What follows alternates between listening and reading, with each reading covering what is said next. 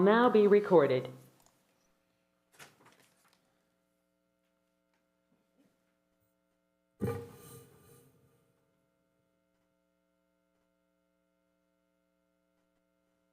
YouTube is on, right?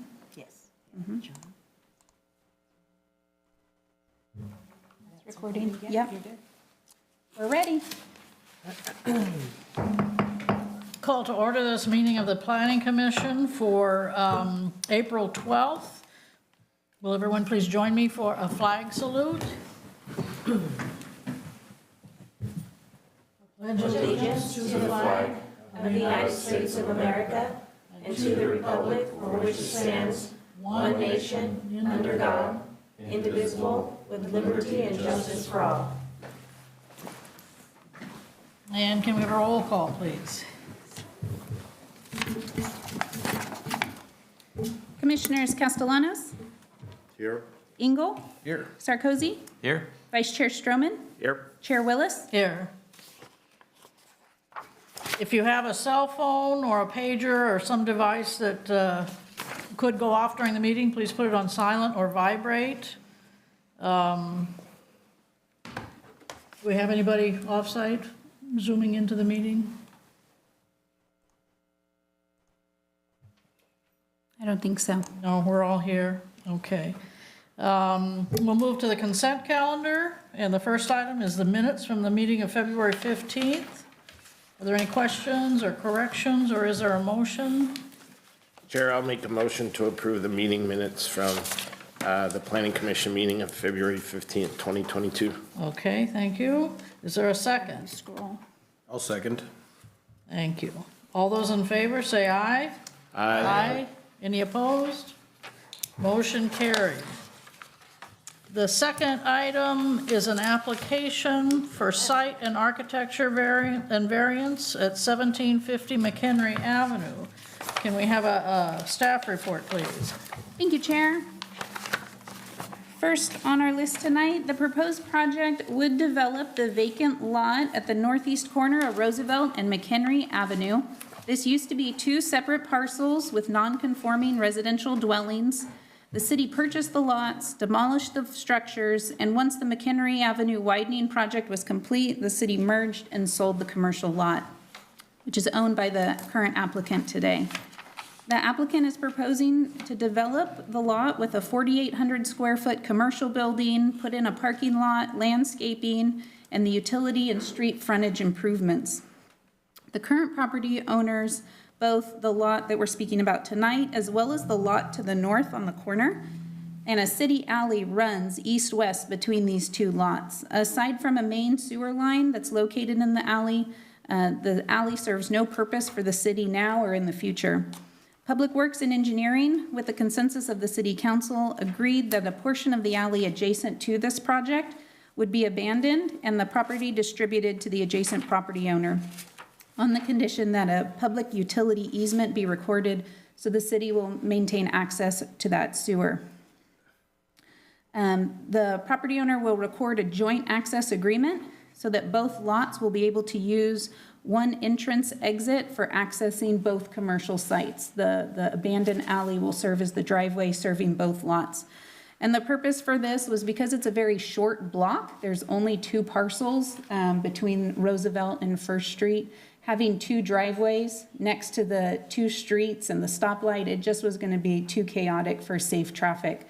So the one driveway is going to alleviate a lot of that. As part of this project, curb gutter sidewalk and pavement transitioning will be installed along Roosevelt Avenue. This project requires 20 parking spaces. However, under the Municipal Code 17.43040, the Planning Commission can authorize a 10% reduction for on-site parking and be able to accept the 19 proposed spaces. The applicant's proposing a 4,800 square foot rectangular building. Exterior building materials include a stucco finish with stone veneer on the front and sides. The building will have prefabricated metal awnings over the windows and doors. A parapet wall is included on the front and sides of the building to screen the metal roof. The parapet wall is not proposed on the rear of the building. However, the applicant explains that due to the height of the building, the low slope of the roof, The roof will not be very visible to traffic on westbound Roosevelt Avenue, and therefore they're requesting a variance on the rear parapet. Planning Commission has typically required the parapet all the way around the building. However, on some projects where the rear is not very visible, they have granted the no rear parapet, but they've required that the roof be painted to match the surrounding wall color. The front and side of the building will contain features like stone veneer, windows, awnings, a stucco band near the top of the parapet, corner pop-outs. These provide recessed or projecting depth changes. The rear of the building does not have the architectural relief features, but the building's placement at the rear of the lot, the back of the building will not be very visible. While the municipal code specifies windows recess or project 2 feet from the building front, the applicant has requested a variance as the requirement's not very feasible for the parameters of this project. A liquor store will occupy the south 2,800 square feet of the building. The remaining 2,000 square feet of the building will be a mostly finished vanilla shell, and it will be leased in the future to a business that meets the C2 zoning category.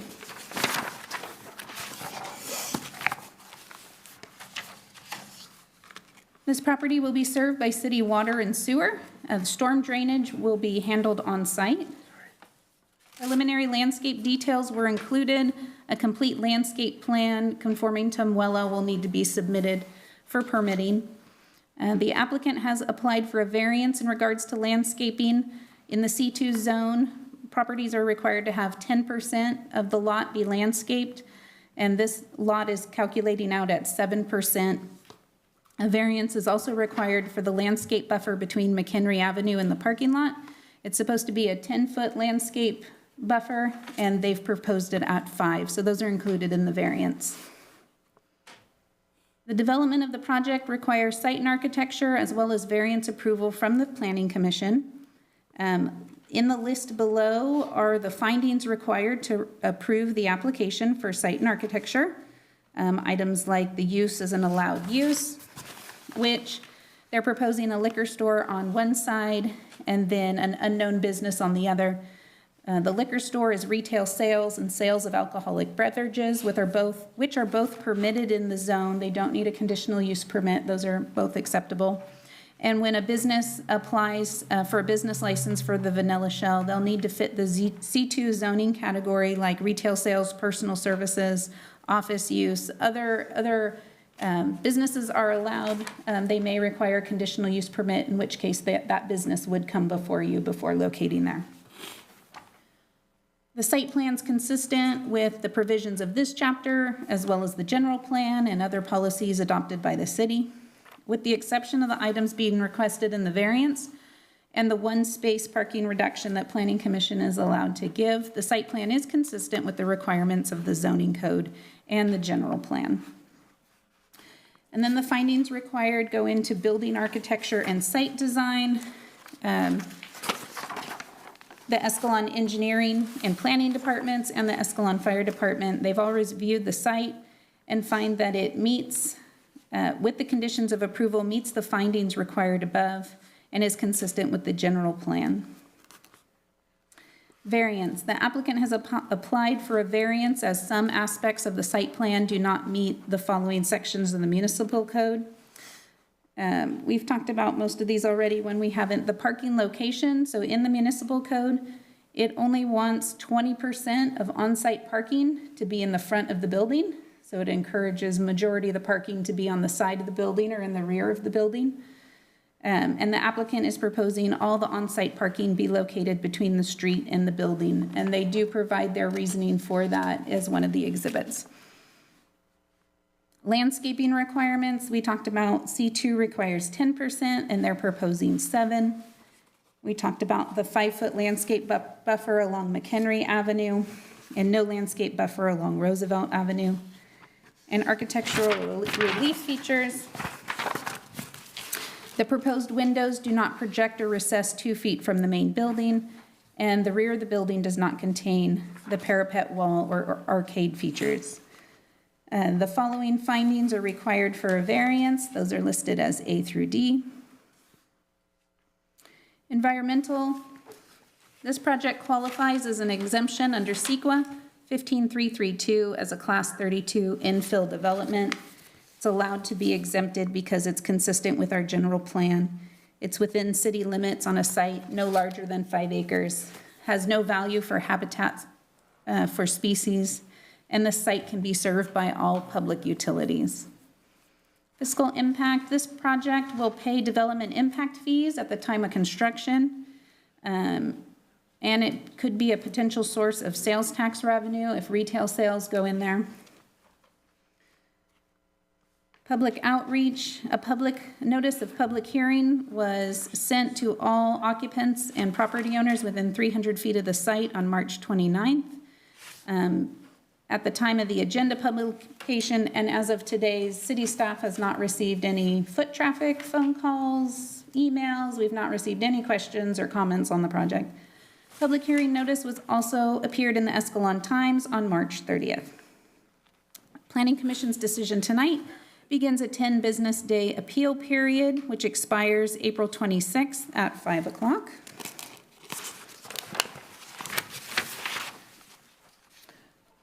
Staff's recommendation that Planning Commission conduct a public hearing and approve the site and architecture and variance application subject to the conditions of approval, and if approved, direct staff to file a notice of exemption with the San Joaquin County Recorder's Office.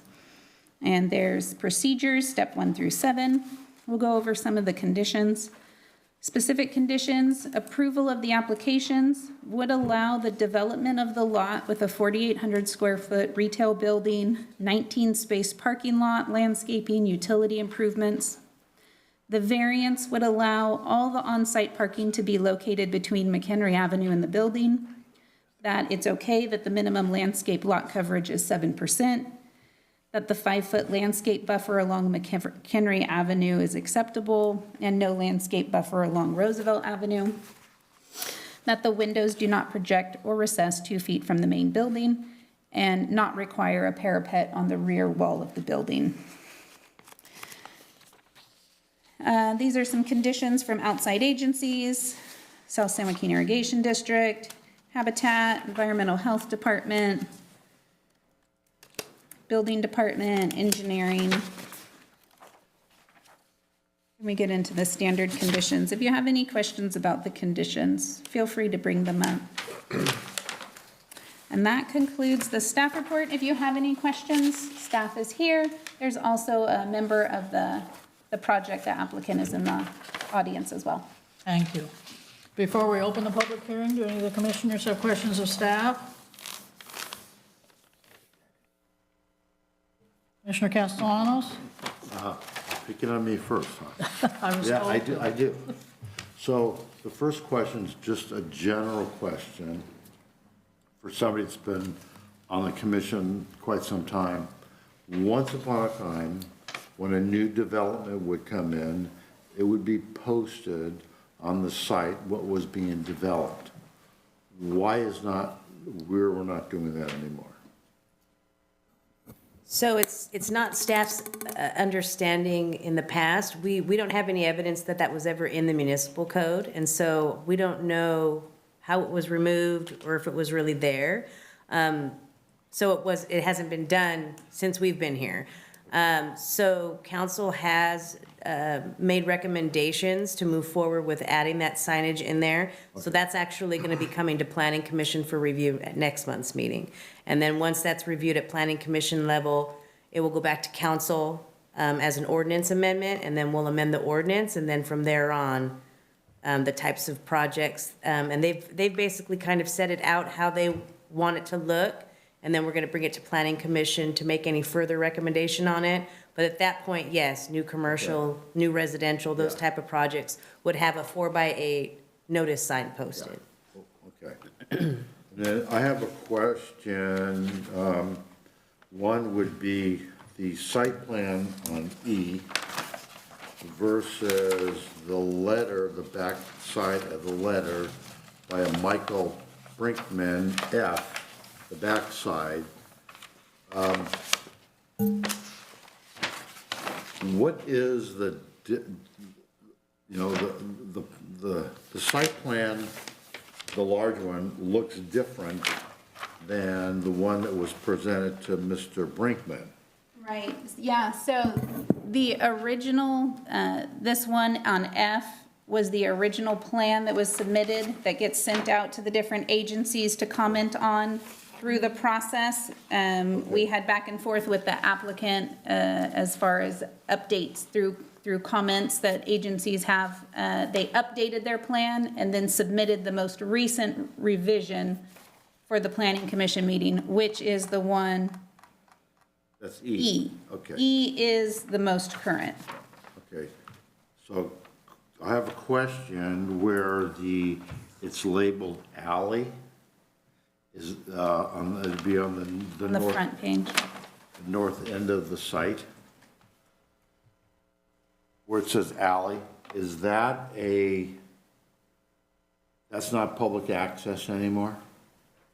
Correct, so the alley, this 19-foot area, 17-foot area that's labeled alley, this is the part that's going to be abandoned, Okay, divided amongst the property owners adjacent to it, and then a public utility easement is being recorded over the city's sewer line. okay, so based on this map and based on the use of the alley space, 2 of the parking spaces are sitting on that alley. Right. I understand that the applicant owns both parcels. Should there be a requirement that there is some, reciprocal parking easement, that if somehow he sells one of those 2 parcels, say the parcel to the north, and so is what we're seeing here, is that the whole alley that's being abandoned, or is this only the half on the south side, the parcel to the south? No, that's correct, that's the whole alley that we're seeing. Okay. Another question. Access for trucks for service, is it gonna be using the alley access, or is it gonna be using? Loading and unloading? Yes, They should not need any large trucks. We don't require a loading zone until the building hits 10,000 square feet, and this is less than 5, so they're not required to have a loading zone. Okay. The trucks can just park in the parking lot. okay, so, but access will be off of Roosevelt? You get onto the property? They could use Roosevelt or McHenry. Okay, so, and then, customers can use access off of McHenry also? Right, both McHenry and Roosevelt are in and out. Yeah, customers can use both. That's all the question I have right now for you. Yeah, so in regards to your reciprocal parking, I think the engineer included one that is reciprocal access, Okay, but did not put parking. So if that's something Planning Commission wants to require, we can amend that condition to well, be. if we are gonna rely on this site plan for a reduced parking required from 20 to 19, and if we don't have something in place, then at some point, that space could only have 18 parking spaces. So that's condition number 14, shared driveway agreement. Okay, That could be amended to be shared driveway and parking agreement. I would prefer that, just so, because we can be challenged in town with developments that are tight on parking. So I'll make a note of it when we get to the end voting part. That's something to be said, yeah. Okay, thank you. Commissioner Sarkozy? No, I don't have anything right now. Commissioner Engel? I don't have any questions at this time. Commissioner Stroman? Of course. So I don't see any mention of fencing on the site plan. So is there a plan for any sort of fencing? Fencing's not required in commercial. They're not proposing fencing and they don't need to have it. Okay, so if I'm looking at this plan, on the east side, where the 114 feet is that the property line? dashed line, yes, is the Okay. property line. So if that's the property line, then the house just to the east of that, their property is like 3 feet away from that, will be about 3 feet away from that structure, is that correct? The house isn't 3 feet away, but the property line, there's a 3-foot gap between the rear of the building and the property line. Or did they change it to 5? Nope, it's 3. Which is allowed. There's 0 setbacks in the C2 zone. Okay. And they don't, when you have, the adjacent house is zoned C2. So when it's C2 against C2, there's no masonry wall, no fencing requirements. That answered my other question about setbacks, thanks. And so, just by looking at this, it appears that the reason that they're requesting the 10-foot variance as opposed to the 5-foot variance is to give adequate space for the parking in and out of the parking lot, correct? Yeah, to meet the widths. So they have a 7-foot walk, you can't see my finger moving on it, so I'll stop doing that. A 7-foot walkway along the front of the building, the parking stall width, 25 feet drive aisle, the parking width, and then what they're left with is 5 feet for the landscape. So as staff, we don't want to shorten parking stalls, we don't want to shorten driveway widths. The place to take it from is landscaping. But isn't a 7-foot wide walkway in the front a little excessive? Not according to code. Okay.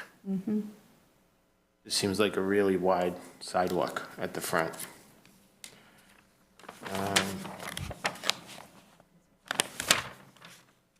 Eight. Okay. I have nothing further. Two things. On the back of E, it's got the sign Escalon Mini Mart. And since we already have the Escalon Mini Mart, is this the same owner? Okay. So is this gonna be the second location or is something happening to the first one? I believe they are relocating, Okay. but they could be opening a second one, I'm not for sure. And I have a concern about when you are northbound on McHenry, approaching First Street, there are times of the day when the straight-through traffic backs up to the point where people wanting to make left turns aren't at the left turn place yet. They may go through the left turn lane southbound, which is a total no-no, but somebody might be wanting to come down there and make a left on the Roosevelt or into this, the northern drive. What if the drive were down, say, where 6 and 7 or 7 and 8 were parking spaces?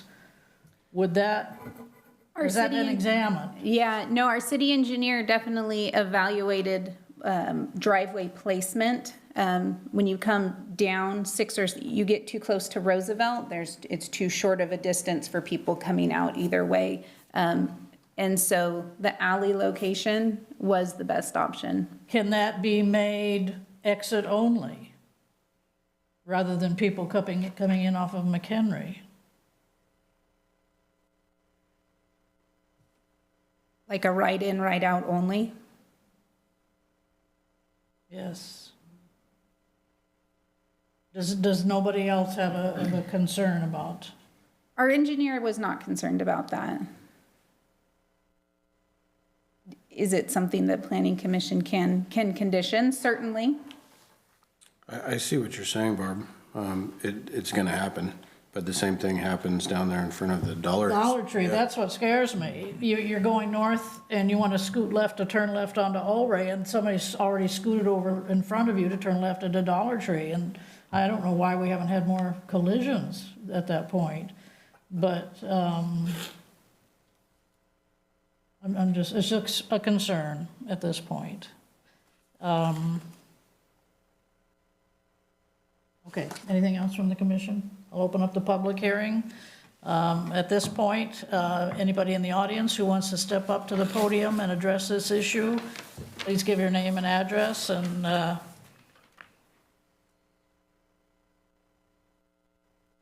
Vito Bavaro, 26319 Magnolia Road, Escalon. I think they're going to do on the turn in and out, I think they were gonna put a sign up that says you can only go one way. Because you're not supposed to turn that way. I don't think it's appropriate. Turn left into it, like if you're headed south. It's an illegal turn. okay. And, excuse me, the wall, I think we do have a CMU wall back there. You see this right here? This checkered line, I think we needed a wall back there. Okay. It's not required, but you're welcome to put one if you want to.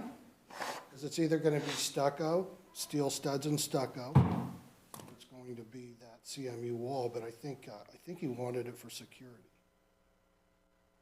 Because it's a wood fence right now. Yeah, but he has problems right now with people breaking in his back door, so he don't want no doors or nothing back It was a flat wall on the back. I don't think there were any doors. there. No, there's Proposed. no doors. Yeah, Oh, he's talking about the old location, the current location. But it's not a parapet, it's not gonna go up past the roof. correct. It's proposed no parapet on the, Yeah, yeah. so it's either stucco or Oh, the wall of the building. the wall of the. Yes, their question was that if the wooden fence was gonna be taken down and a block wall put up instead, like a fencing block wall. No, a land building, no. Right, yeah, there's no, Okay. we didn't identify any fencing changes on the plans. Okay, does any commissioner have a question for Mr. Bavaro? I've got one. So I used to live in Manteca and especially down Louise where there was very little landscaping. It looked horrible. It just looked like alleyways. So I'm a little concerned about the 5 foot. I know there's not going to be a wall there, but I do like the extra relief off of McHenry. I think the distance that Dollar General has it looks very nice. Wondering, could you move the building, since you can have 0 lot line in a C2, I mean, that 3 feet behind the building could that whole building be shifted, 2.5 feet back and give you a couple extra feet in the landscaping, on McHenry? Yeah, but I think he tried that already, the engineer, and it messes his parking up really bad and turning in and out. I don't think we have 3 feet in the back. Where are we getting this? Does it show it? They do propose, I don't know if you can see. You I can't. think we're right on the property line. It shows 3 feet, which is kind of a common number if they need to maintenance the rear of the building, paint it, any sort of maintenance to the rear, so they're not encroaching on the neighbor's property. To squeeze back 3 feet is to kind of shimmy back there and take care of what they need on the back of the building. To Really me, need- it's, You need adjacent property owner permission when you're gonna start getting ladders and stuff on their property. to me, that 5 feet seem to be in proportion to the scale of the building and the lot. Maybe down in front of Marval or Dollar Tree even, or some of those others, you could have more depth to the landscaping, but to me, 5 feet seem to be appropriate scale for this. And it'll save water. That too, we do have a water shortage. Steph, what's the width of the existing sidewalk going down McHenry? I think it's 8 feet. Any other questions for Mr. Bavaro? I have a question. In the, what would it be, the southeast corner, it looks like that is where the garbage bin, refuse bin is gonna be. Correct. And it looks like you got a bike rack there. How is the garbage trucks going to access that? Because it looks like from the diagram, this is a walkway. He's gonna have to come in McHenry, off of McHenry and come through the parking lot and go in, or he could come in straight in. But is he gonna back into there or drive in there and then pick it up? He'll drive in to pick the bin up, and then he'll have to back out and then go around the blocker if he comes in that way. And we did send the plan to Jilton, and they reviewed it and said that it's acceptable. Okay.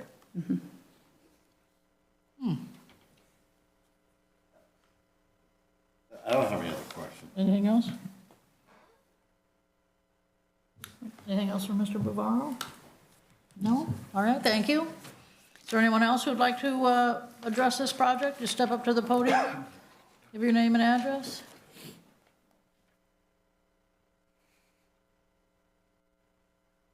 No takers?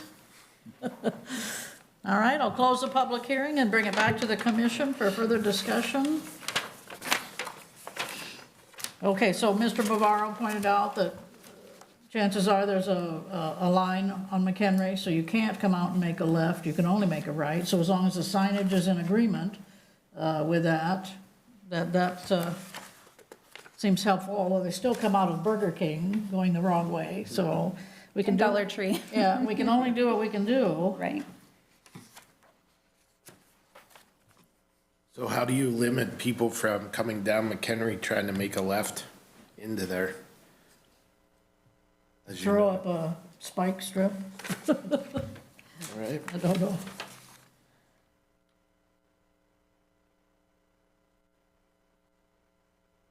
Do we have any ideas of what could go into the vanilla shell at this point? Has anything been proposed or? I haven't heard anything from the applicant. If they have something in mind or somebody lined up, I'm not sure. About for that property north? Any future plans for that? Not that I've heard.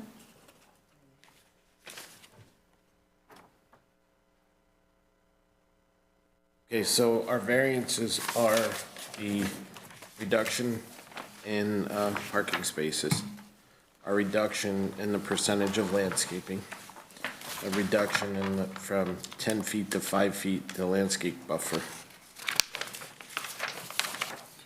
And then No parapet in the back. okay, And the windows being flush with the wall rather than projecting or recessed. Is your variance items.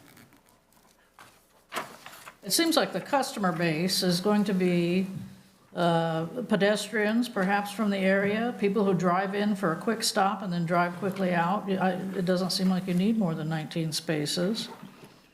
I can tell you that, I mean, just by looking at the site plan, it looks a heck of a lot more convenient to get in and out of this space than the current space. Yes. Although there's no room to sell firecrackers. We used to sell fireworks there, so. That'll be the vanilla shell. No, okay, okay. I want to see you set up a fireworks stand next 4th of July after the vanilla shell's built.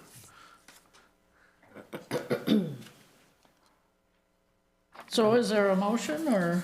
I'm kind of, I totally, I agree with Commissioner Sarkozy that the 5-foot landscape buffer is, I wish we could do more. That's why I keep asking what the widths of the sidewalk are, because I'm trying to figure out if we can reduce the size of the front sidewalk down to gain a little bit more landscaping up front. So if we were to do like a 5-foot sidewalk, then we could get 7 foot of landscaping in the front. Because you can't really go push everything back because of that 3-foot requirement, but. You've got streetlights in the sidewalk, and you've got to leave room for handicapped individuals. Right, I'm just talking about along, Let's see, you've got 2 lights. So if you decrease that sidewalk, No, not that sidewalk, the sidewalk To the in front front of door of the building. So Oh. reducing this sidewalk down from 7 feet to 5 feet, and then that would give you another 2 feet of landscape buffer over here. So you're taking the parking and just shifting it 2 feet. I got a question for staff. The alleyway is now owned by the applicant? The alleyway is owned by the city currently. Okay, the city. And the city's gonna allow the applicant to improve it with 2 parking spaces? Because the city will go through a process to abandon the alley and give the property to the owner, then it will be their private property.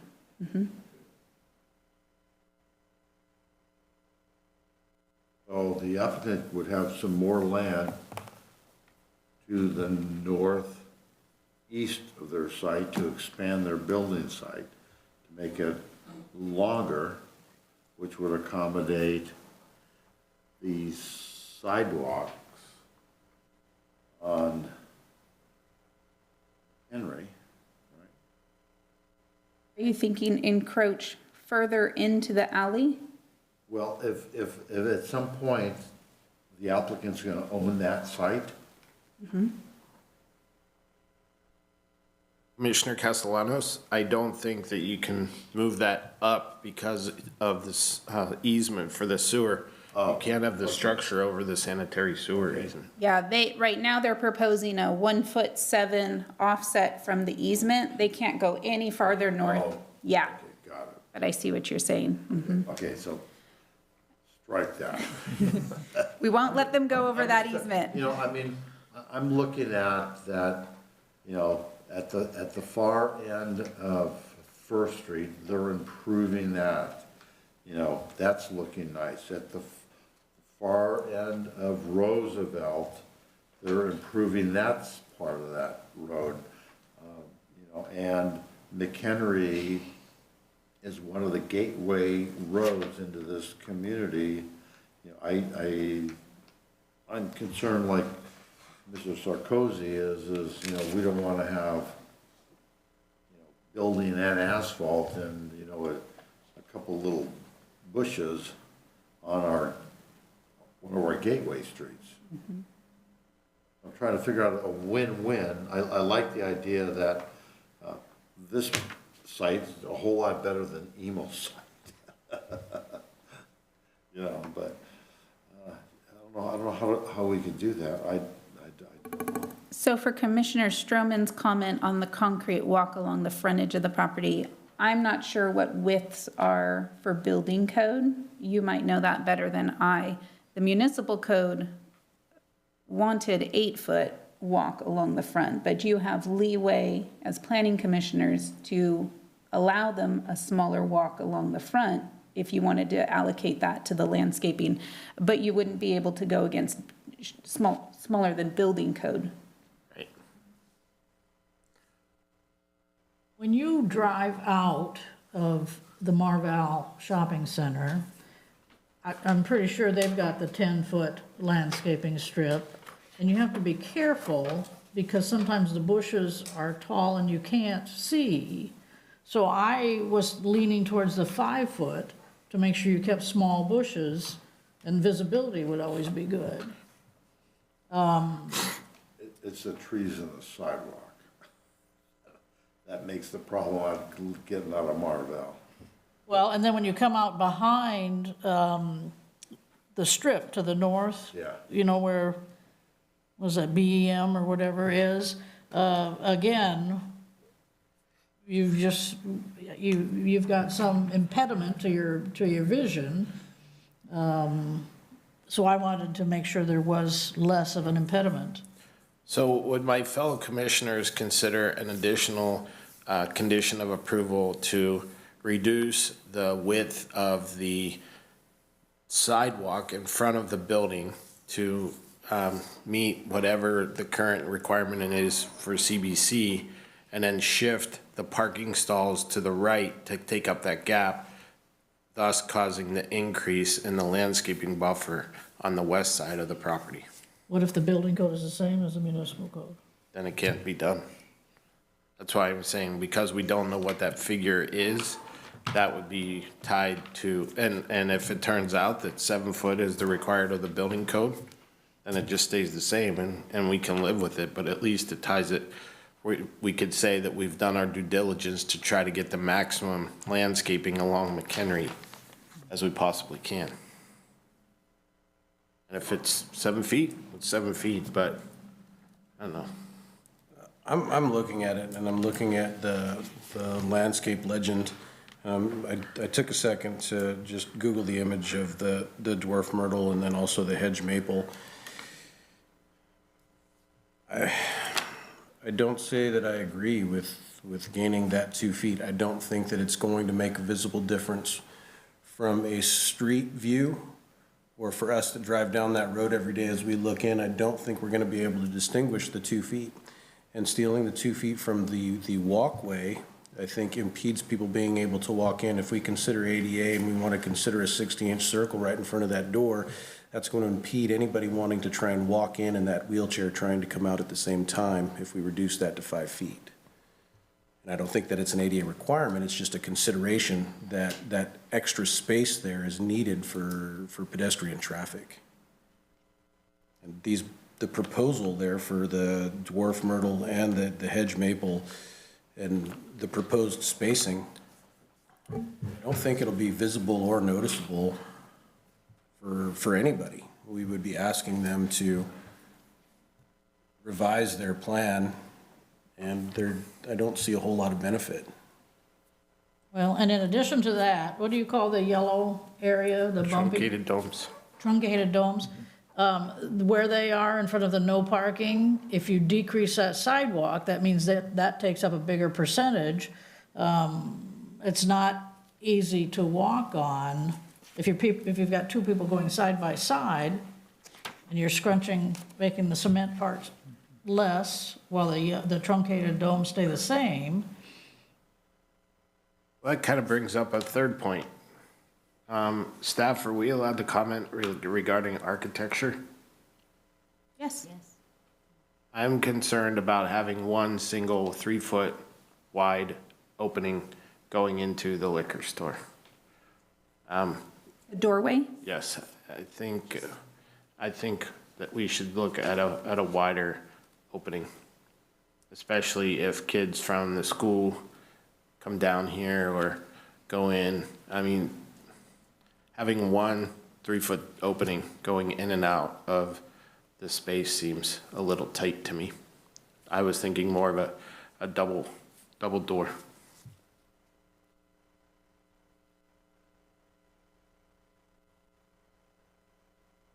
Yeah, what does the current business have? I can't picture the front.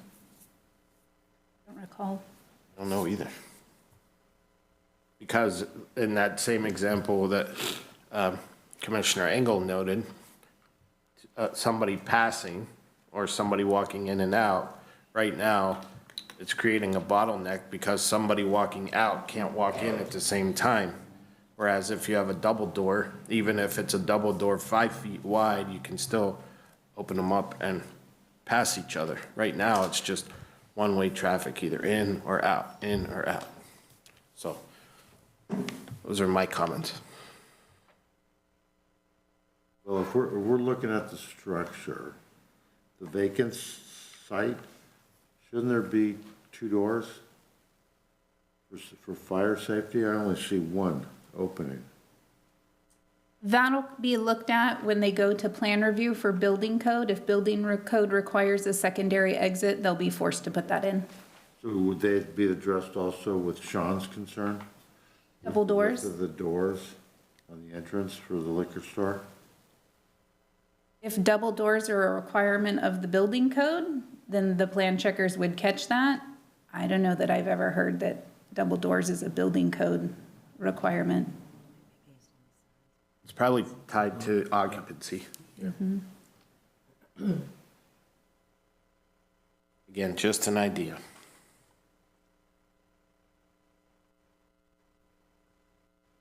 What is the 2'6" little bump out to the left of the, if you're looking at the floor plan. So Right here? go to the left, keep going. That, what, no, too far. Right there, what is that?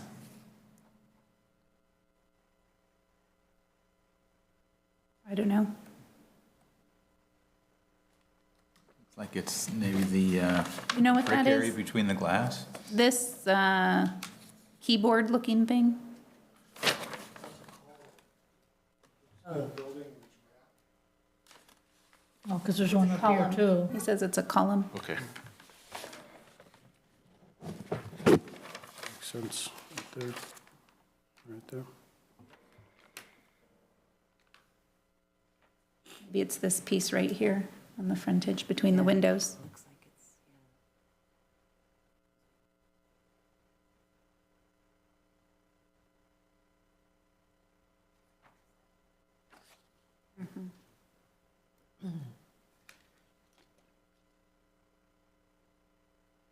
I have no other comments. Okay, are we at the point where a motion could be made, or do we want to discuss individual conditions?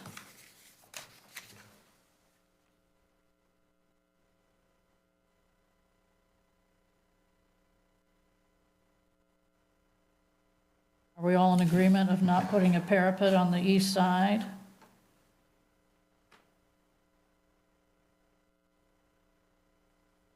Yeah, I don't see any issues with that. I think we left it off at Dollar General, didn't we? Yeah. Okay, windows, are we okay with them not being recessed or projecting out? Again, I think if we did that with Dollar General. Yep. Okay, so the landscape buffer, leave it at 5?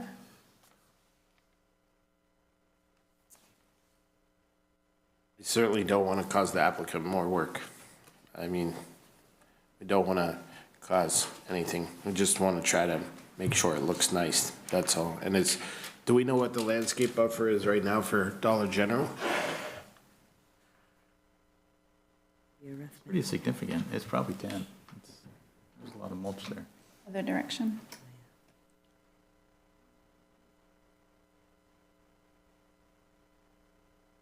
Oh, Commissioner Engel doesn't think that 2 feet is not that big of a deal, which is perfectly fine. I would like to hear some more comments from my other 3 commissioners at this end. Keep it at 5, it's less water.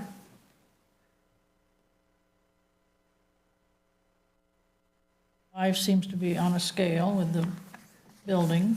this thing. I can certainly live with 5. I just want to try to maximize. Yeah, and 5's okay with me too. Dollar What General did Commissioner 20. Engel?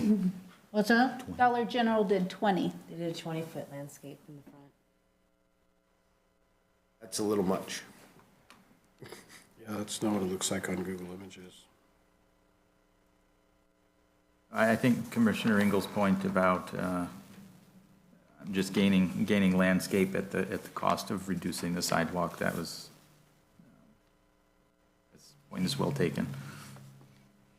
Well, and as Commissioner Castellano said, you know, you're not quite at the gateway, but you're kind of funneling into. So you start farther out with Dollar Tree, Dollar General, Marvell, and then you're funneling into. So I can see it getting, you know, it's not gonna be the grand landscape, the grand parking area, the grand building that you see farther out. We're reducing scale as we get closer to 120. Sounds like landscape architect talk. And then parking, are we okay with just having 19 spots? Yeah. Yes. Okay. Is there a motion?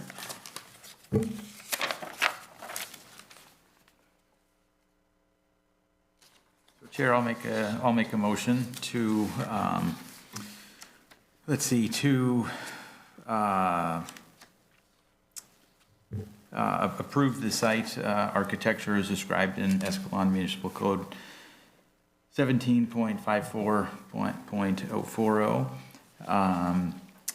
and approve the 5 variances on page 10 of 17, as described in EMC 17.57.030. Authorize 1 parking space reduction from 20 down to 19 per Escalon Municipal Code 17.43.040. Approve the site and architecture variance subject to the conditions of approval, which we just approved the With that, even five of them. adding the parking reciprocal. There was a comment, condition number 14, about the shared driveway also be a shared parking. Include that. Yep, include the shared parking in the alleyway. Commissioner Sarkozy, can we include a condition about no turning left into this, or some sort of signage turning left? If you're going southbound on McHenry, you can't turn left into this driveway, as mentioned by Chair Willis. Would you like the city engineer to look at that again? Maybe a condition that's subject to re-review by the city engineer, the turning in and out off McHenry? Right turn only as you're exiting, and how would you designate it for northbound traffic? Put a sign along, Northbound would be right in, right out. It'd be heading south. on the southbound sign, put a sign that says no left turn. Well, why don't we see what the, I mean, because if it's double striped right now, they'd have to change the striping, right? On McHenry? Yeah, we probably wouldn't change the striping on McHenry. We would probably limit Yeah. how they're being accessed. But you could make a condition that it's, subject, entering and exiting off McHenry Avenue, subject to city engineer determination. And then we can have the city engineer evaluate that again. Yeah, I would, propose that. I'm not willing to make a recommendation. Okay. I'm a little leery that signage is going to deter people from doing that. So I would propose we let the expert that knows traffic make that assessment. Sorry, continue with your motion. And then number 7, direct staff to file a CEQA notice of determination with the San Joaquin County Recorder's Office. Before you vote, can I clarify one more time? Please, yes. So the conditions of approval, as written here, except for number 14, adding in that it's shared parking, and adding a condition that the entrance exit on McHenry Avenue, the entering and exiting on McHenry Avenue is subject to the city engineer's determination. And then there was one other comment made about double doors on the building. You want that in or no?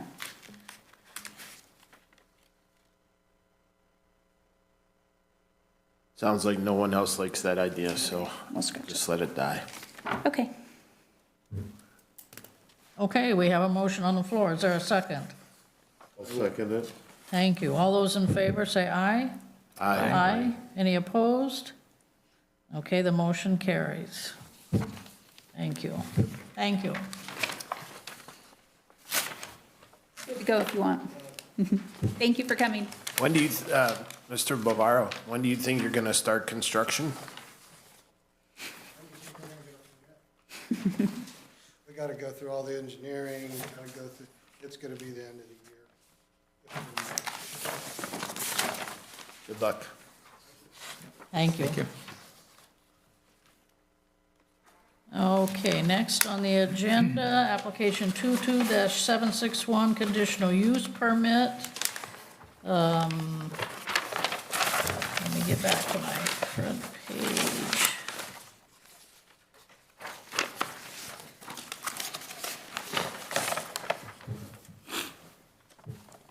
Well. Okay, can we have a staff report, please? Thank you, Chair. This property is located very close by our last project, right across the street. This is the southwestern end of Roosevelt Avenue. The property is currently in non-conforming status as a residential use exists on a commercially zoned lot. Properties become non-conforming for various reasons, such as annexation, amendments to the code, or rezoning.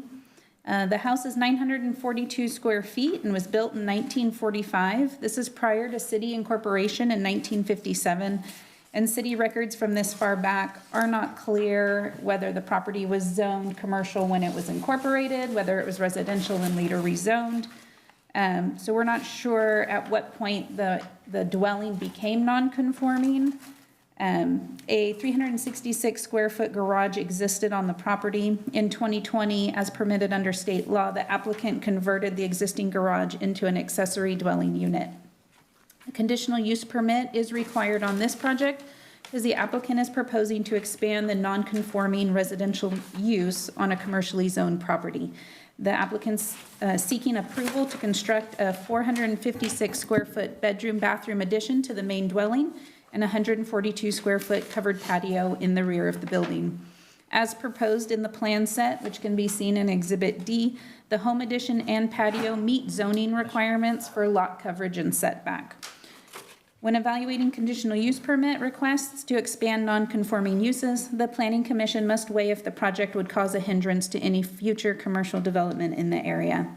This subject site is surrounded by both vacant and developed commercial land, as well as other non-conforming residential uses.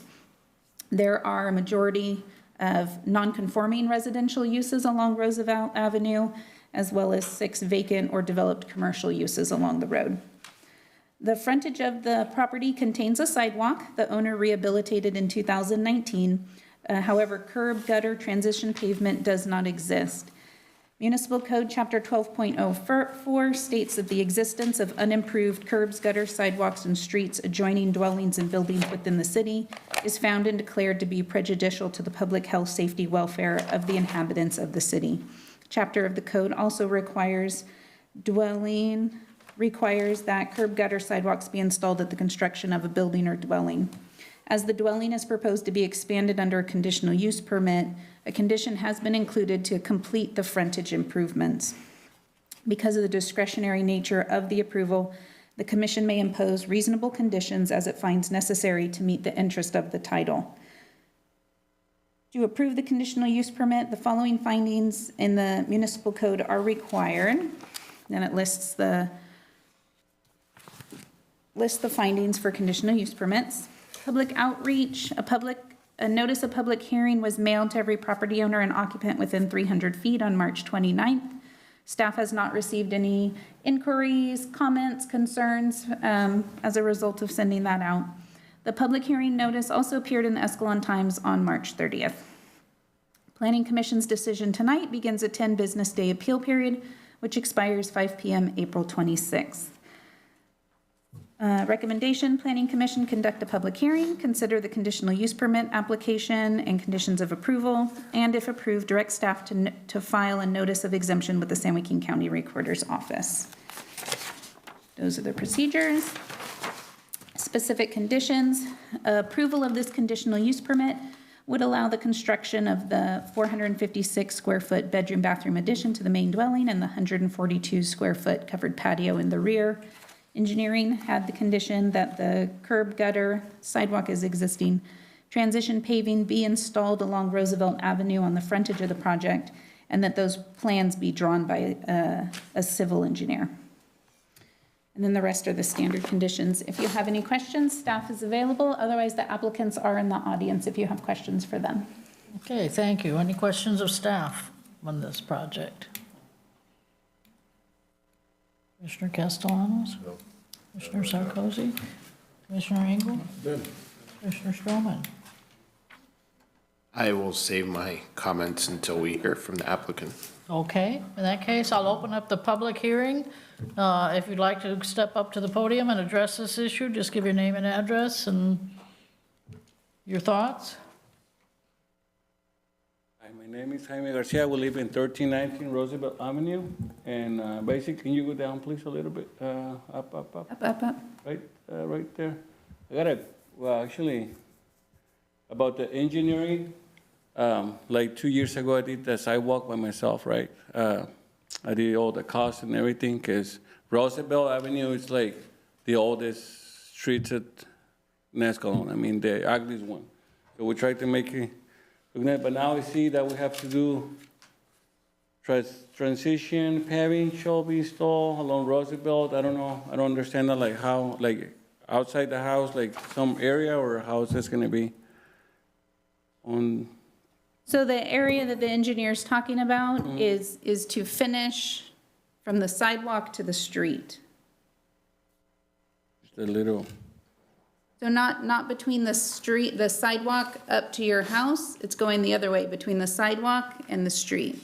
I have to do just. Curb, gutter, sidewalk, and then the transition paving to meet it.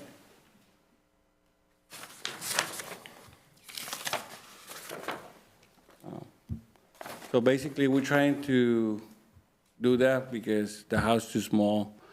I have 6 kids going for the number 7.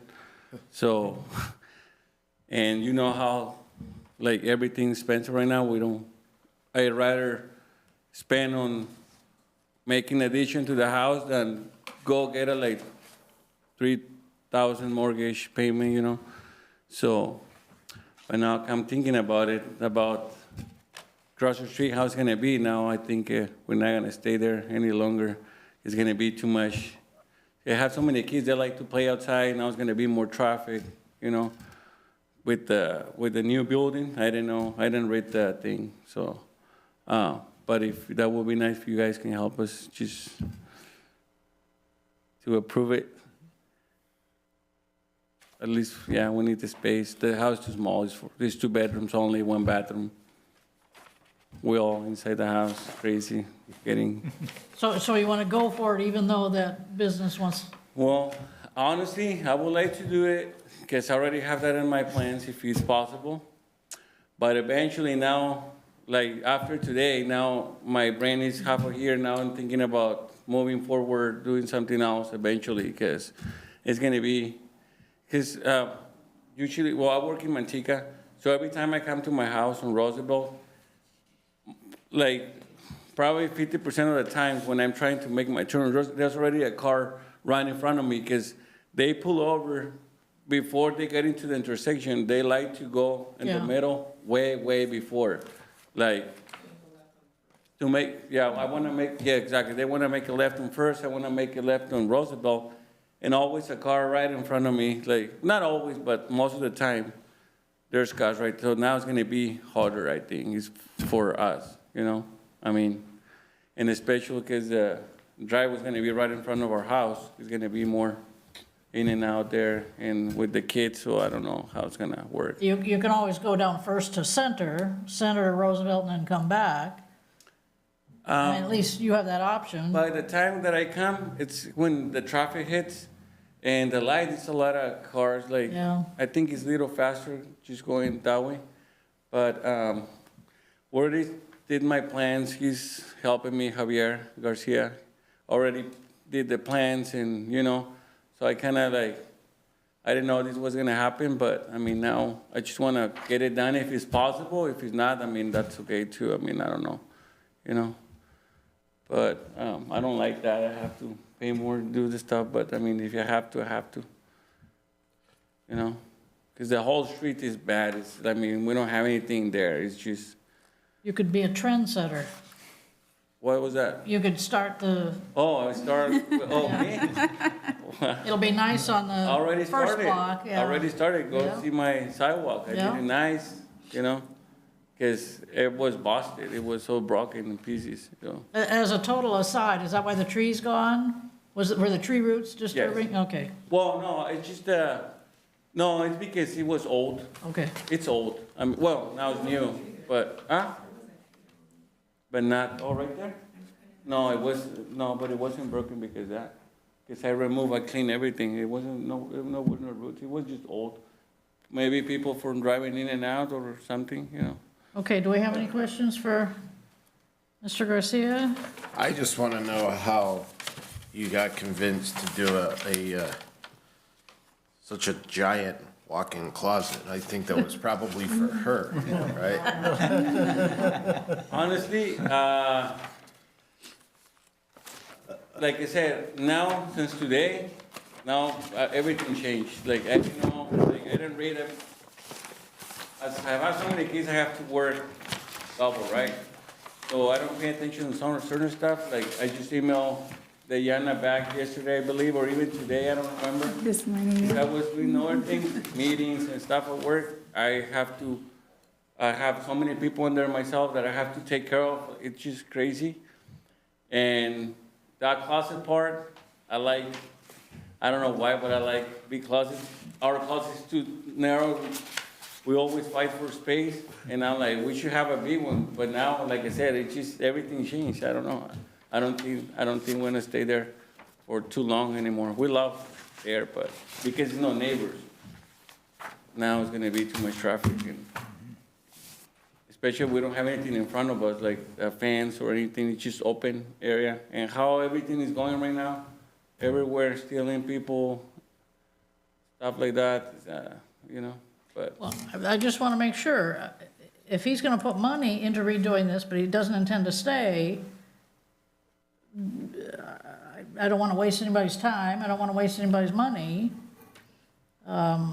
So as far as this conditional use application goes, the applicant has already paid for this process. Okay. And so even if they said, you know what, we want to cancel tonight, we don't need a decision, we're not going to do it, their fee is not refundable. Okay. So the money has been spent.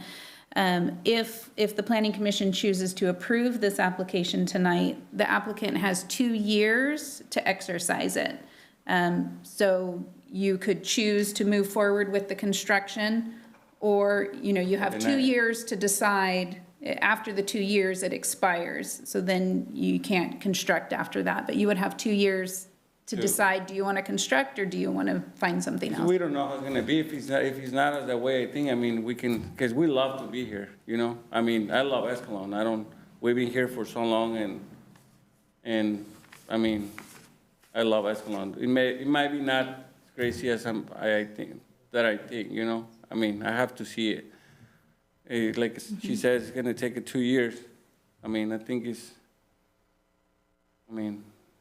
I don't know. And that 2 years is, the 2-year approval is on the property. So even if the applicants decide after 1 year they have not done the addition and they want to put the house up for sale, whoever purchased it still has 1 year remaining on that use permit that they could follow, they could construct that plan. Effective tonight, if we approve it tonight? If it's 2 approved. years starts tonight? 2 years starts tonight, if it's approved. I have a question. Is it possible that they could do some sort of a deferred maintenance where they don't finish like the asphalt street, but complete the curbs and gutter portion of that development, or maybe even deferred maintenance on doing the curbs and gutters at this point in time, and maybe if there's a date that they have to do it in the future, or if the property changes hands, that kicks it into place.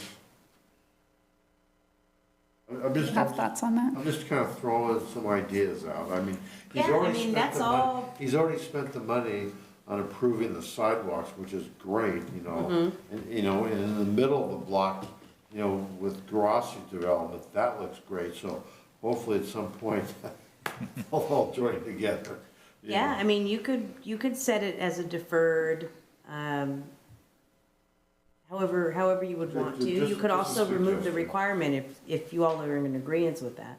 So I was gonna save my comments till we close the public hearing, but since you opened the door, Commissioner Castellano's, I'll walk in.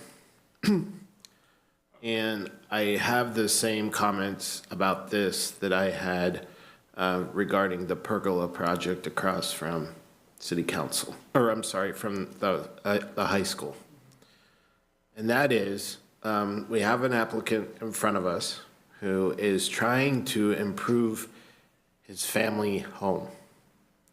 He took the time to remove the existing sidewalk, place new concrete, finish new concrete, and now essentially what we're saying is that sidewalk's great, but it's just not good enough. So now what we want you to do, we need you to put in a concrete curb. We need you to put in a gutter. Oh, and by the way, you need to bring in your asphalt crew to do the transition paving. In my opinion, that's garbage. Because the gentleman in front of us, all he's trying to do is increase the square footage of his family home. And so I am in complete 100% support of removing that condition for part of the approval process. He's already done the concrete sidewalk in good faith, and I suggest removing that. Those are my thoughts. The sidewalk problem is an ongoing problem throughout the city of Escalon. Why should this applicant bear the additional cost and the additional labor for doing all this extra added scope of work because the city won't put in the sidewalk? It's a city problem. It's not an applicant problem, in my opinion. And I'll stop there. Well, it is in the code, so we could set about changing the code so that people improving their property don't necessarily have to do curb gutter sidewalk improvements. Or we could continue to make exceptions. I like to defer maintenance. Fix it in a future date.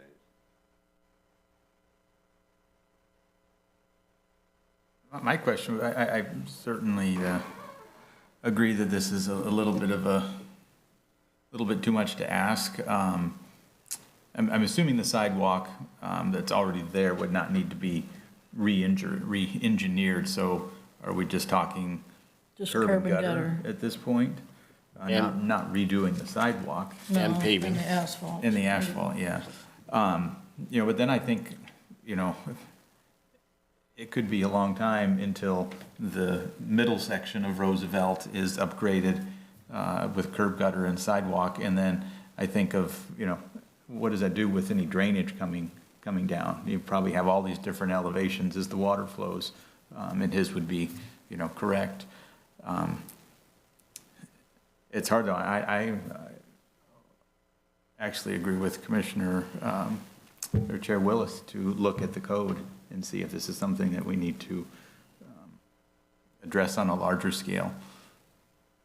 So commissioners, staff, can we see a site plan and like an aerial looking from the top down?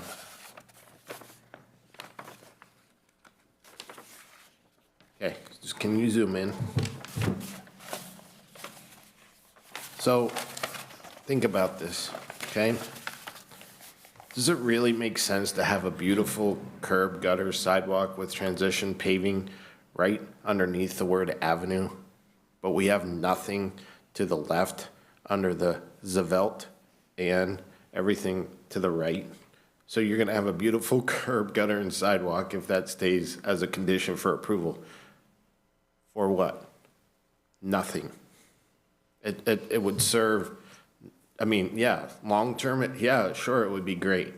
But do you see any of the other adjacent properties putting in that curb, gutter, sidewalk, and transitional paving? As they develop, they would be required to do it. They are non-conforming, so I mean, if they move forward to do any type of additions or anything like that onto their properties, they would have the same code regulations applied to their discretionary approval. And then at that time, you would also opt whether or not you wanted to condition it or remove it or alter it. You know if the city has any plans to work on Roosevelt? I can't picture at the moment, are there potholes that need, Roosevelt is not on our list at this time. for this month, for this year, for this? Our CIP, I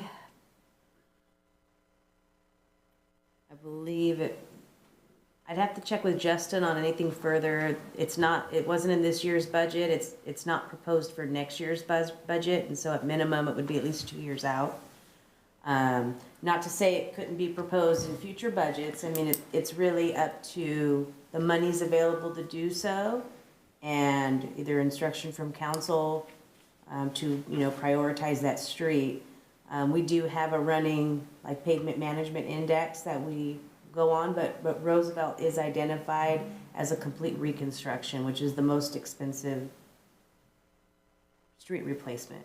Well, and so what if we tied in the deferred improvement with the paving of Roosevelt? I mean, We just don't know when it would happen. If the applicant wasn't permitted or wasn't, and it was removed from his project to do so in the reconstruction, we would end up doing it as a part of a reconstruction. We just don't know when that would be at this point in time. Chair, may I ask the applicant a question? Oh, okay. So eventually, if he wasn't required to do it, the city would end up doing it if we moved forward or when we moved forward. But you do blacktop without necessarily touching curb and gutter, right? If we did a reconstruction on Roosevelt, any sidewalks that looked to be new and okay, which given at this point, it looks like it would be his sidewalk, would stay, and then we would repair or install everything else as a part of reconstruction. The sidewalk, the curb and the gutter, Sidewalk, curb, as well as the gutter, asphalt? Okay, go ahead. Correct, yeah. So is the sidewalk that you placed, is it currently at street level or is it raised? Street level. It's at street level, Well, so, it's actually as the way it was. I have to go the same as the way it was. right, I'm just trying to figure out if you would, if you had to put in the curb, would you have to rip out the sidewalk that you put in to place a curb, then you have to do, Oh, yeah, it'll be too high up, because the street is too high. right? I mean, it's just, yeah, because I have gravel in front of the house, so when it rains, all the water just goes there and. I think the sidewalk here. would stay in the. 'Cause the street blacktop, is higher wouldn't than the sidewalk. No. He'd Way, have way to- higher. I'm sorry, he'd have to rip this sidewalk out to put in the curb to raise everything up. So if you have an 8-inch curb, that sidewalk is not 8 inches high, so he'd have to rip that out. And then my driveway is not gonna work. It's gonna be, But see, the sidewalk is level as this, and then here's a, so it's only, But he'd have to rip out concrete though to put in a driveway approach and, I mean, the cost of that is almost approaching the cost of his addition that he wants to do for his house. like I pay, I don't remember how much, but it was quite a bit of money just to do the sidewalks. I agree with Make it look the Vice, same. I agree with Vice Chair Stroman. I think it can be removed. condition removed and deferred? Well, from what Dominique was saying, or I'm sorry, from what staff was saying, when and if that street does get redone, that entire road will be addressed, so it will be beneficial to the entire block. And really, the work that he may do at this point may be for naught if that doesn't match the engineering that matches up when that street gets redone. So right now, you can drive in your driveway, you can drive in front and park in front of the house. Yeah. Yes. Let's step away from that. Do we have any questions on the floor plan or what he intends to do with the house? Definitely improving the house, making it bigger. Look nice, and look nicer, like, look nice because it's ugly. I want to put the new stock on everything, make it look decent. With 7 kids, you're gonna have 3 bedrooms? Yeah, but I have bunk beds. Oh, I mean, what else? Like, it's just, the market is too, I mean, especially here, Escalon, Ripon, it's too expensive. I mean, I I can't. think it's great to try and, the fact that you love the location and you love the community Exactly. and you want to improve it, I think I that's want to great. stay here I like here. That's what, I have Marble behind us, the store right away. You'll have a liquor store across the street, Uh, yeah, well, hey, I can't don't, beat that, I don't really go, but There's room for snacks. for snacks. there's room for tents, in the backyard, so if you run out of room for the bunk beds. Actually, I have eventually I want to make my yard look like, I just need the house first and then do my backyard, because I really have to do it. I'm excited to do it. I want to do it. Maybe eventually a pool, who knows, never know. All right, so we could, anything else for the applicant? Is anybody else going to be addressing this issue? Okay, do we have anything else for the applicant, or do we want to make a motion maybe with listing the conditions? So, I think we can close the public hearing. All right, let's close the public hearing. Thank you. It's up to us now. So, I'm kind of, I need more information from Commissioner Castellanos about this whole deferred approval. So he doesn't have to do it, but if it's a deferred approval, how long do you defer it for? 65 years? And then if the city decides to redo Roosevelt, then that goes away? Or? Well, probably the question I'd ask staff is we have done deferred maintenance in the past for other property owners. Is that correct? I don't think we've deferred it. We've just told them they didn't have, Lion Dacus, we didn't do a deferred maintenance on that property? Lion Udakis had a deferred on his sewer connection. Yeah. So there's a deferred maintenance. Mm-hmm. It was not present. I don't know the specifics of that one.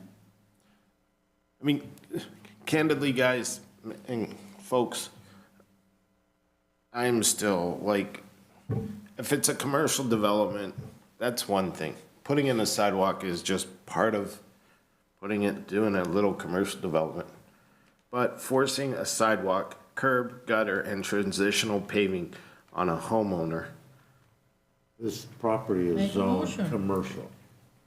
Okay, I would like to make a motion to add can you page down a little bit? Okay, actually, never mind, it's right here. I would like to make a motion for the use permits as described in Escalon Municipal Code, Section 17.56.030, finding for use permits. I would like to approve the conditional use permit application with the modification of the condition of approval to remove the requirement for adding of curb, gutter, sidewalk, and transitional paving. That would be removing number 2 and 3. Correct. And then direct staff to file a sequent notice of determination with the San Joaquin County Recorder's Office. So we're eliminating the conditions. We're not setting up a deferred plan. Correct. All right. Because it's my opinion that this is a city issue. Is there a second? I'll second. All in favor, say aye. Aye. Opposed? Opposed? One opposed. 4-1, motion carries. Thank you.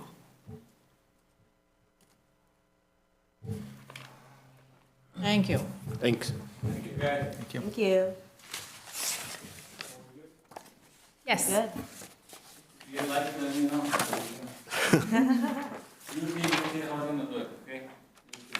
Because right now, it's exactly, I make it look like that, on purpose, because. For real. You guys, you'll see. Okay, thank you. We'll reach out for what comes next. We'll reach out tomorrow. Thank you, appreciate it. Yeah. Sir, Thank you. you need to give, we forgot to add a condition of approval. You need to share the closet with her. And I have to buy a TV for my room because I don't have TV. Closet for her first before the TV. Bye-bye. Claire, at the corner of Yosemite and, is it Fisk? Not Fisk, Kern. We didn't defer, we just said they didn't have to. Correct. Yeah, and that's residential. They were residential. That's, yeah, so, and this is commercial. We're doing the same thing. Okay. Okay, matters presented from the audience. We don't have any of those. Staff communications. Staff? So yesterday, we held a senior housing workshop. It had been about a year since we had our last workshop. Staff had put and council had put out a request for proposals for senior housing back in July. And we did not receive any bids or proposals for any senior housing projects using that RFP.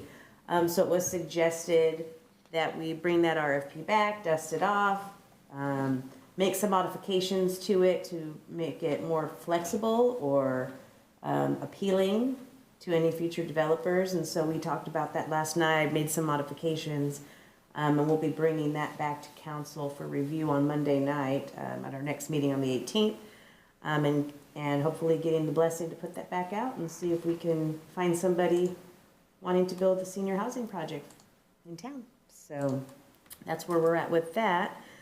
Can I ask a question? Sure. So with like the RFP, do you, what do you mean, how does that go out to developers? Do you send it to them directly? So we send it out to any developers that we've worked with in the past, because they typically have a relationship with us and are familiar with building in Escalon and whatnot. And so when we did that workshop, I reached out to all of the developers that we had talked to senior housing about, as well as developers that are planning to build here in the future or have built here in the last, 5 years or so. And so we send that out to them directly. If somebody drops a developer's name and asks us to look into them, we go to their website, find a email, stick them on the listing. And then we have a software that we register all of our bids through. It's called Public Purchase, and it's located on our website. And in that RFP, which we would post on our website, it gives instructions on how to establish an account, which is basically, create an account, name, password. And that's where all of our city bids go.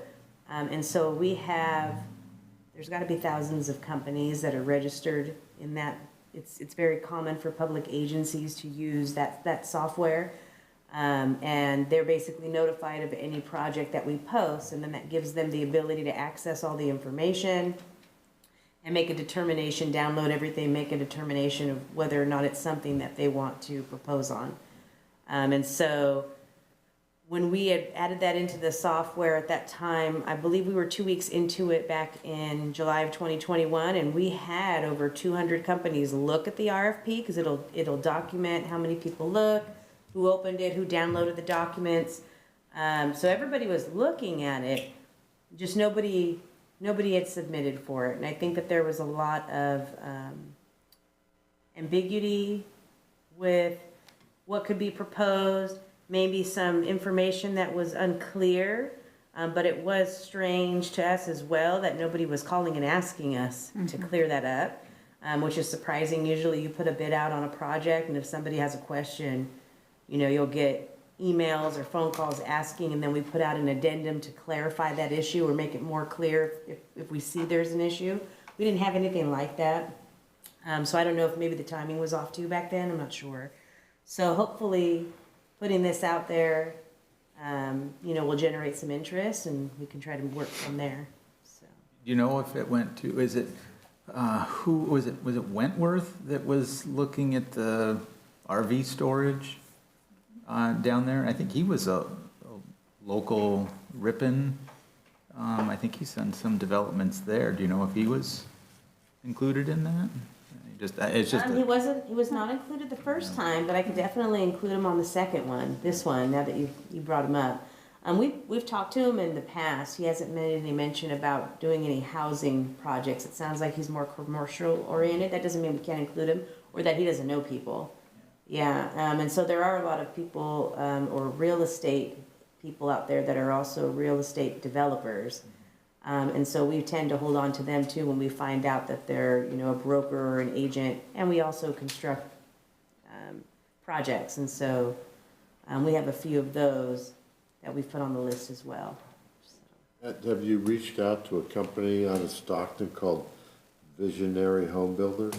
That is funny you've asked that, because I was just telling Diana, I've called 3 times and left 3 messages, and nobody's answering the phone over there or returning my call. And so I don't know if maybe they're short-staffed right now. They might still be working from home through COVID. And I went all through their website trying to find an email, and there's no emails posted. And so, but I left a 3rd message with them today. But we are trying to reach them to obtain an email address, God bless you, so that we can send them the RFP. And I also had some questions with them, because in the event that we move forward with this project and we're truly targeting seniors that we've kind of coined attainable, which is not that affordable level by the state, but seniors that have that fixed income that is too high to qualify them to move into affordable places, but they can't afford market rates. So we're looking for that mixed middle for seniors.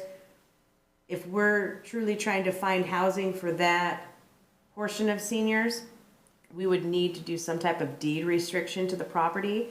And Visionary Homes has been the company that the city or a developer that's ever had to do affordable housing with us has utilized to make sure that those deed restrictions are drafted accurately. And they're the ones that would vet people and put them through that process to make sure they qualify. And so I had questions for them as well. How would we do this? What would your role be? What would the city's role be? Because it's been a very long time. Because we don't have a lot of development, and so we do have an affordable housing ordinance that requires that when you do new development or new subdivisions, that 10% of your projects is supposed to be constructed affordable. But we haven't had any new subdivisions, and so we haven't had to do it. So it's been several years since, when did Silverwood go in? 2000-ish, 2000-ish. Their last home sold in 2009. Okay, so that was the last time we had, the city had worked with Visionary Homes, and we do know that was who helped us with that. I'm pretty sure several years ago, we took a bus trip. Yes. To Visionary. Yeah, yeah. Yeah, and then also we took a bus trip to Ripon Yeah. to look at how they handled the affordable housing. Okay. Like a building facing one street being one, and then face the same building. Yeah, that's what Silverwood did, Yeah. Yeah, and we leave that up to the developer. We maybe make suggestions. So we've told people in the past, you can meet the need in several ways. You could put a smaller house. You could do, Silverwood has that where they take their corner lots and have one house facing one way, and they share the common wall, and one house facing the other. That's all allowed in our municipal code. And so specifically for the senior housing, the type of project that the council and these seniors are looking for are, rent-based apartments, not houses to purchase.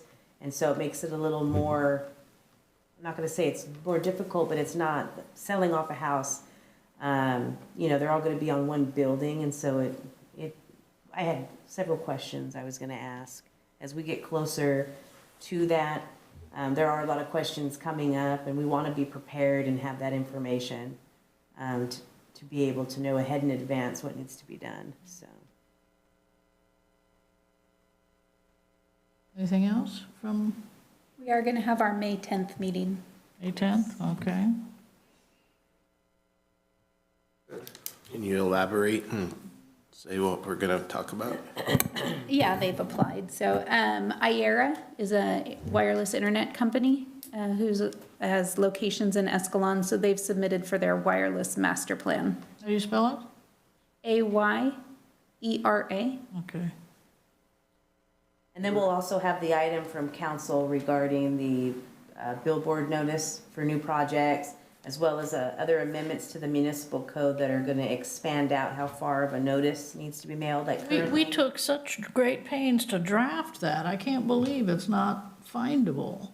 We argued about the height, we argued about how Yeah. distant it was from the road. We got all that fine tuned. I can't believe It's not in the municipal code, and so what we've noticed in past years was in 2005 or 7, I want to say it was 2007, it appears at that time or prior to 2007 that the city had the municipal code but did not have a section separate for zoning. And so it appears we did a massive update where we pulled anything related to zoning out of the municipal code and titled it Title 17. And that's how most cities' municipal codes are drafted. Zoning is always a separate title, and that's where your other boards and commissions come in. Like Planning Commission has the full main discretion over Title 17 because it's zoning, and that's supposed to be your guys' purview. And then the other sections of the code are more council-oriented. But then they have that, appeal right to your decisions regarding zoning. And so it looks like when we separated it, and I don't know how we went about doing that. I'm sure at that portion, maybe there were sections of codes we had or didn't have. I know in the past, it's been told to me several times that we always model, bless you. Bless you. The history of modeling cities like Ripon and such for doing a lot of the stuff we do in town. Somehow, maybe it was removed, misplaced, taken out, because, as soon as that was brought to our attention, we're running through the code like, we've done this 100 times, how did we not, Yeah. And we couldn't find anywhere except weed abatement where a notice is required to be posted. And so it was hard because that was brought up several times, as something that staff, it appeared staff had dropped the ball on, but we go through the procedure sections of the municipal code and we follow it to the T, and nowhere in there does it say post a board. And the 300-foot radius has been in there for the last 6 years I've been here, since you've been here. Yeah. And it was like, well, that's too small, that, how ridiculous is you're only mailing this out to 300 feet. And so that's gonna change as well. The signage thing worked really well, because if you drove through town, you saw it and you knew what was coming. Way before it came before the planning commission or the city council, or, Yeah. that was real helpful. In regards to May 10th, IERA, if I remember correctly, they were on the call with no opposition to the tower for Veloster, right? So That's correct. are they proposing another tower here in town? They're not proposing a tower. If a company wants to put a tower and it's a use permit, they're just coming as their master plan. So just kind of acknowledging that they're going to be in town and what their general plan is in the city. Okay. No tower at this time. That's all I have. How about Big Boy? Sorry, don't mean to drag it out. Anything going on with that? They were issued their permit for the building. They have multiple permits going for the site. They have the building remodel, which they've been issued in the last week or two. So we might start seeing movement on the building itself.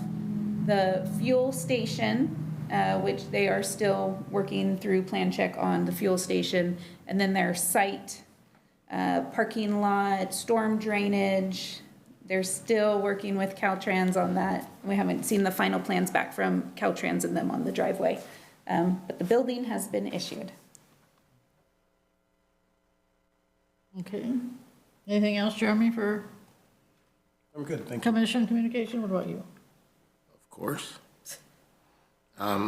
So, Dominique, I don't know if you have ever heard of this organization, but they are called Integrated Marketing Systems, and they specifically, or it's titled IMS, and they send out leads and RFPs and RFQs, and these come out daily. So every night at 9 o'clock, I get one of these that I can certainly share with you. That may be another avenue to advertise the RFP. It's powered by Dodge Construction Network, but their email is ims@imsinfo.com. I mean, like I said, every night, in fact, recently I'm starting to see RFQs for senior housing projects. So just. And Dodge Construction, that's a builder's exchange, right? Correct, but Yeah. as long as it's geared towards developers, this gets blasted to millions of Yeah, folks. and typically all the builders exchanges, I think Dodge is a member on public purchase. Okay. And so then they would typically get our project. I know there's the other one, what's the other one called? I remember seeing them listed on there. Elite Pacific Builders, another one. Valley Pacific? Is that what you said? No, I said Daily Pacific Builder. There's another one, Blue Book. Blue Book? There's another one that I've seen on there. I'm pretty sure that Dodge is registered on our thing as to see the stuff that we release. Because we typically get calls from builders exchanges asking about projects too. Okay. But yeah, we can definitely look into this. Okay, so at the May 21st, 2021 council meeting, Justin mentioned that Caltrans was getting ready to start repairs to the asphalt paving on 120. We're coming up on the 1 year mark and haven't really seen Caltrans out there doing anything. Do we have any update on that? Caltrans put the project out to bid yesterday. Thank you. Yeah, we just met with them virtually a few weeks ago. Was that, it wasn't a few weeks, it was last week, wasn't it? It was I feel last like week. it was a few weeks Yeah, ago. yeah. Justin and our engineers had a conference call with Caltrans, who went over the plans previous to them putting it out to bid yesterday. And I believe that the scope is to completely redo 120 and not just do this Mickey Mouse patchwork. Is that correct? I did not review the plans. Okay. We can No, it follow up with doesn't engineering or matter. Justin and. What about the proposed development at 120 in Brennan? Have we heard anything about that? We still, we're reviewing the municipal services review, that draft, the final draft or first draft has been completed. And once that is submitted back over to our consultant, that'll go to LAFCO for their review to make sure that it's accurate and acceptable before it comes to both Planning Commission and Council. So they're kind of at a standpoint until that moves forward. So in the meanwhile, we have been in contact with them. They do want to move forward with their project. They know what items they need to work on. And so they're working with the engineering firm that was originally helping that development. If some of you may recall, because I know you've been on the Planning Commission for several years, there was a development proposed at that location back in 2005 or 6.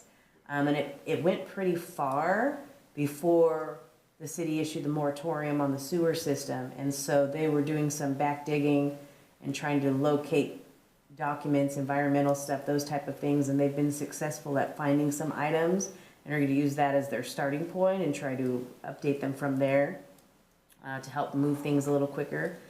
But yeah, they do fully intend to move forward.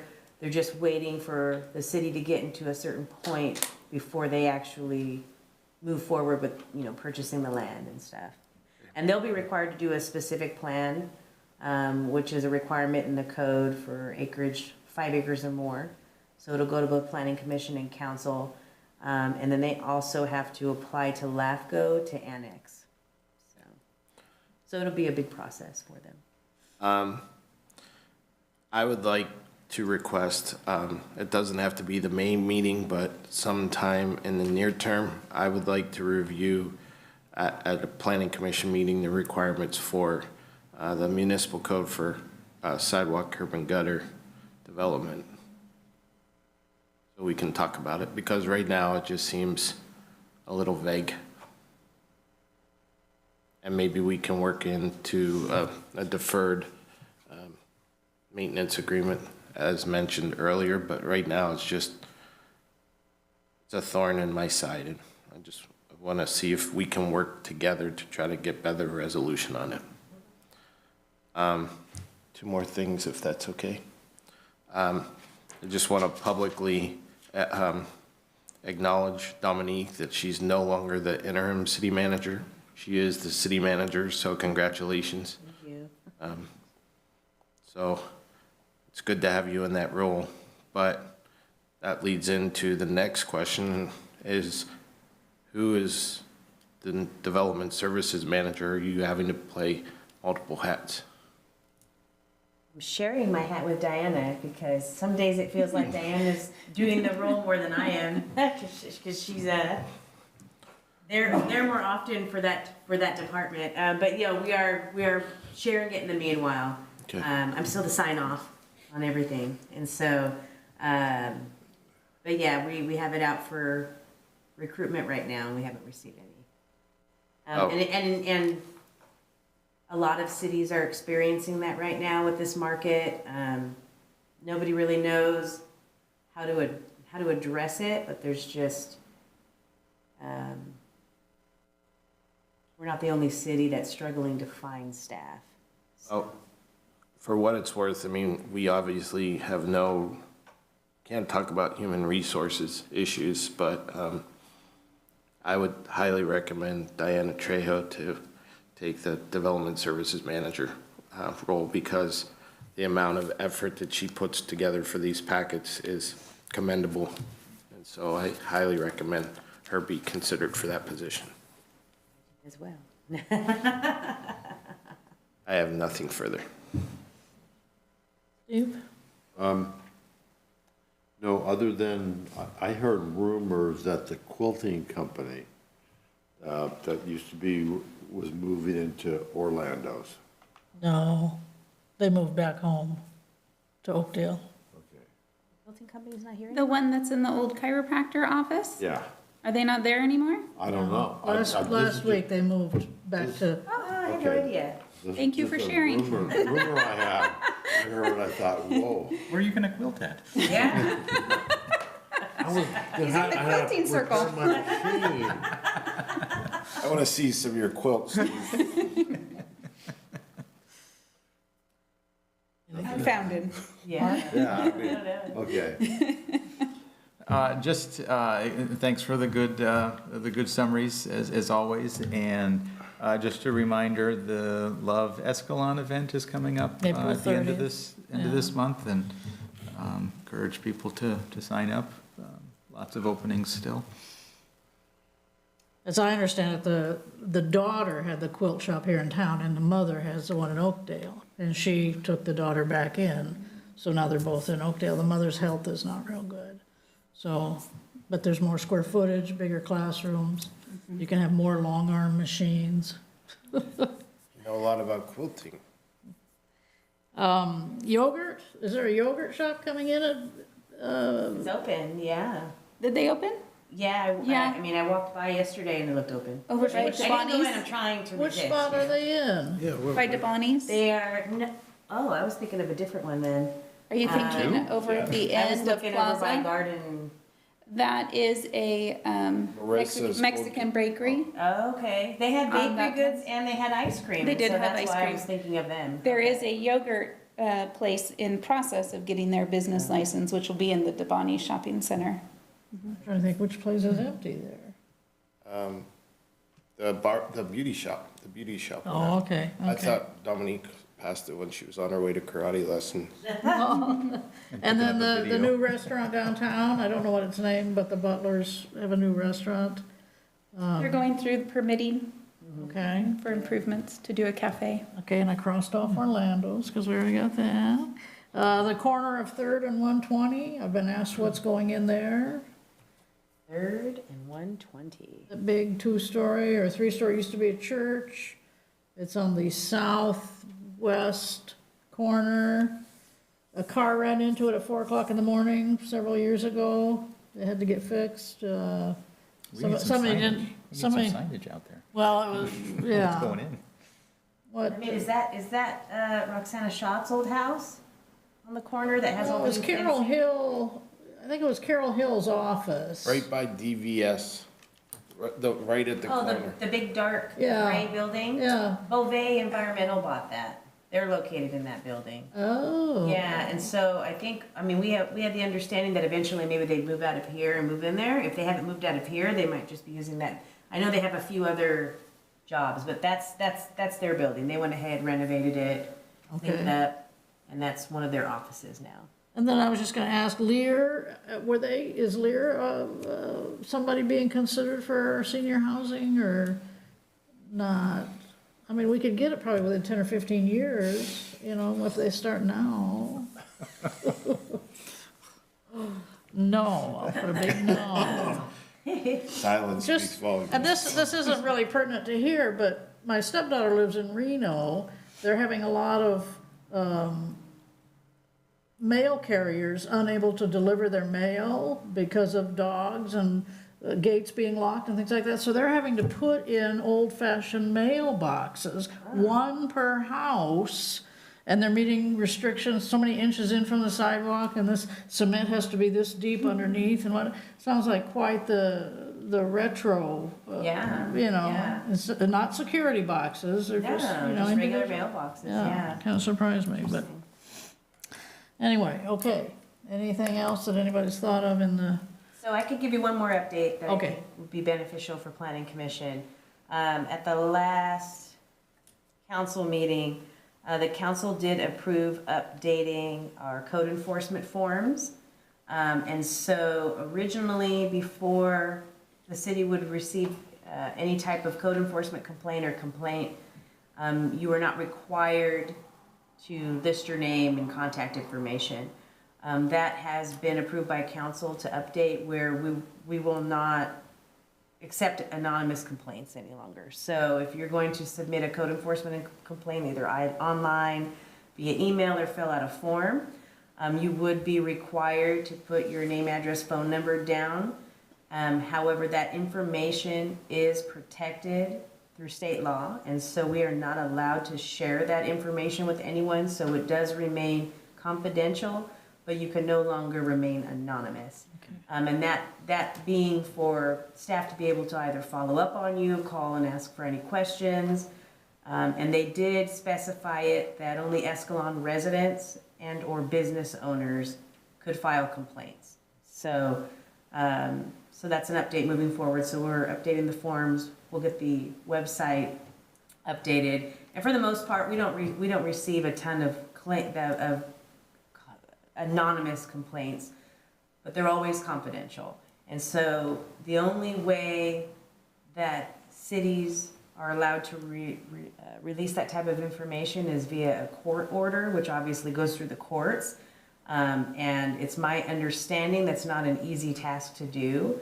So for the most part, unless your neighbor and you have a separate civil matter where you're actually going to be suing each other, and that information is needed, or the courts validate that that information should be released because of the circumstances of the case, we would not share that information. So who gets to look at those complaints?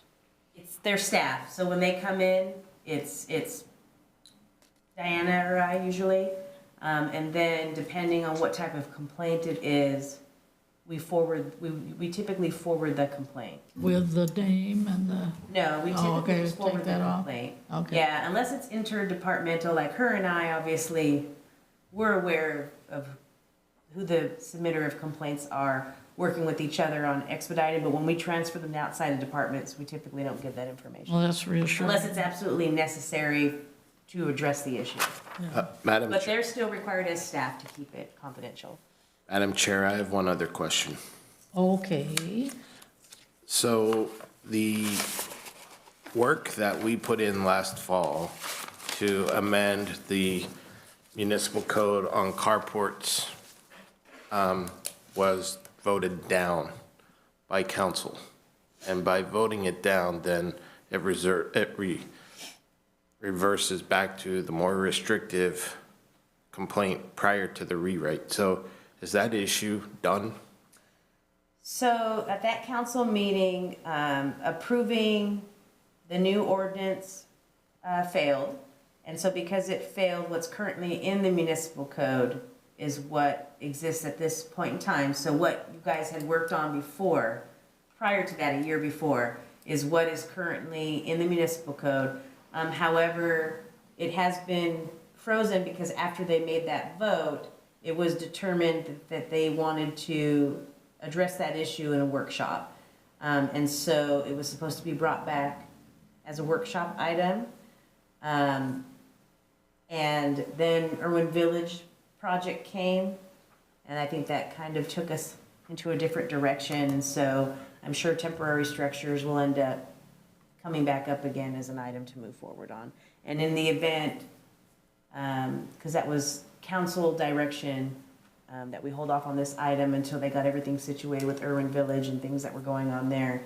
In the event that it's determined that they don't want to move forward with addressing it, or maybe leave it the way it is, it would stay the way it is currently in the code.